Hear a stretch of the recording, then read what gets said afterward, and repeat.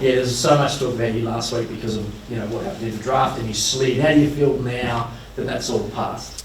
Yeah, I think in hindsight, it worked out perfectly for me. I've got like the few boys that I already know at the club, and Freo seems like a great spot. So I'm pretty lucky to be in the situation I am. We saw, I think it was Vision, people saw you chatting to JL after the first round, before the next day. What did he say to you in terms of how you can handle what happened? Yeah, so it was just pretty positive with me. He said, just keep your head up and I'm sure you'll be all right the following day. So, yeah, I think overnight it was a little bit stressful, but I had a lot of people around me that were supporting me, so it was good to have that conversation with him. And at what point did you know Freo was going to pick you? Did they give you a heads up before your name got called out? Or? Well, my manager was sort of trying to figure out what was going to happen, but I didn't really know for sure that I was going to Freo until my name was read out. So, yeah, I was pretty nervous up until that point. Caleb's on get in touch with you as well, Matt. Was that sort of out of the blue, or have you guys got a... No, that was a bit out of the blue for me. I've never spoken to him before, and then he reached out to me just before I was drafted to Freo and said, keep your head up and I'm sure you'll be all right. So I thought that was really good of him. Yeah. How much did that help you, given what had happened the time before? Yeah, I think, like I said, I had lots of people around me that just said, remain positive and I'm sure it'll all work out fine, which it did, so I was pretty lucky. Does that make you feel that Freo is the right place for you? I mean, even before you got drafted, you had JL and Caleb Sarong give you that sort of support? Yeah, I think from that moment I sort of knew that Freo had a really good culture around the club, and getting in to meet everyone today and yesterday, I've found out that all the boys are really good, so it's been great. After the first round, were you sort of hoping you'd land at Freo when you looked at what was, I guess, on the board in the second round? Yeah, I think I was kind of just hoping to get picked up and wherever that was, and then obviously Freo was just the perfect club for me in the end, so I was really happy with that. Have you converted your dad yet? Isn't he a mad West Coast supporter?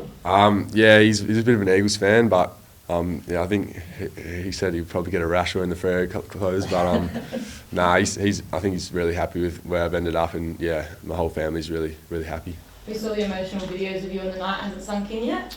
Yeah, I think at the time it was just a bit overwhelming to have that relief of being picked up, and then now I'm feeling really excited for what's to come, and I suppose it really hasn't sunk in all the way, but it's unreal. So you haven't been on the track today or anything, but what have you been doing since you got into the club, like showing you around or what's... Yeah, so I've been with the media's team, and Mark has been showing me around the club, and I think we've just been doing some signing away some documents and that, trying to get everything organised, but just getting shown around as well. And when will you be on the park kind of training fully with the squad?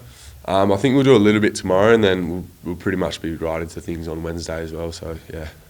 Having been a Docker for a few days, Matt, have you, started to think about the way they play and how you can fit into the system? Yeah, I think I've sort of been reflecting on that a little bit to myself and having to think about it, but Freo's, from what I've seen early on, it seems like it'll be a great fit for me, and I'm really excited by the opportunity. What do you like about the midfield that's there? I think having a really young group, and it seemed like all the players are really driven to play really well next year, and I think that's a great culture to be a part of. You're a goal setter. Have you already set yourself some goals for your first season? I suppose I'm trying to just take it day by day at the moment, and focus on putting my best foot forward early days, and I think whatever will happen down the line will take care of itself a bit. You were projected to go a little bit higher than you maybe ended up going. Is there a little bit of a chip on your shoulder, maybe to prove some of the other teams wrong in a good way? Yeah, I think it just adds fuel to the fire, a little bit more motivation. So, I think I took a lot of positives out of draft night, and it's definitely going to motivate me going forward. I suppose West Coast was the one that everyone assumed when it got to their pick, and you were still there, that they'd just take you. In the moments before that, did you think that was a good chance, and how did it feel when your name didn't get read out? Yeah, I think I had a few clubs sort of say that they were really keen on me, and obviously I kind of expected to go in the first round, but I suppose having those clubs turn me down sort of just added a bit of motivation, I suppose. You were strongly linked to Hawthorn, and obviously sounded like Sam Mitchell was a really big fan of you. Did you hear from him after the draft or anything? No, not really. I didn't. One of the Hawthorn recruiters sent me a message, but I didn't hear from anyone other than that.